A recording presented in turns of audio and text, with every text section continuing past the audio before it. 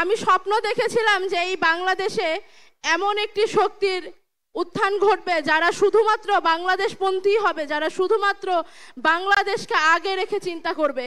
কিন্তু কখনো ভাবিনি যে সত্যি সত্যি এরকম একটি ঘটনা আমি আমার জীবদ্দশায় দেখতে পারবো এবং আমি নিজেও তার অংশ হতে পারবো। আমি আজীবন মহান সৃষ্টিকর্তার শুকরিয়া আদায় করব শুধুমাত্র এই কারণে যে জুলাই বিপ্লব আমি আমার চোখের সামনে ঘটতে দেখেছি এবং তার কিছু অংশ হলেও আমার হাত দিয়ে আমি অংশ নিতে পেরেছি।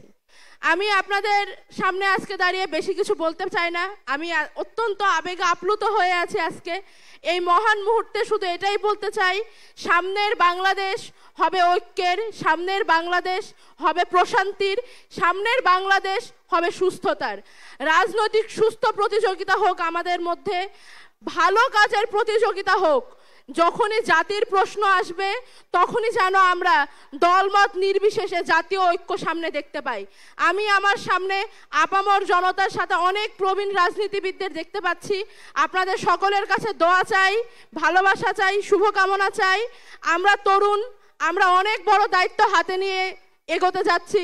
আপনারা আমাদের প্রতি দোয়া রাখবেন, আমাদের শুভকামনা জানাবেন এবং একই সাথে দেশের আপামর জনতার কাছে বলতে চাই, যেই নতুন দায়বদ্ধতা নিয়ে আমরা রাস্তায় নামছি, আপনাদের কাছে আসছি, আমরা আজীবন আমৃত্যু সেই দায়বদ্ধতা পালন করে যাব।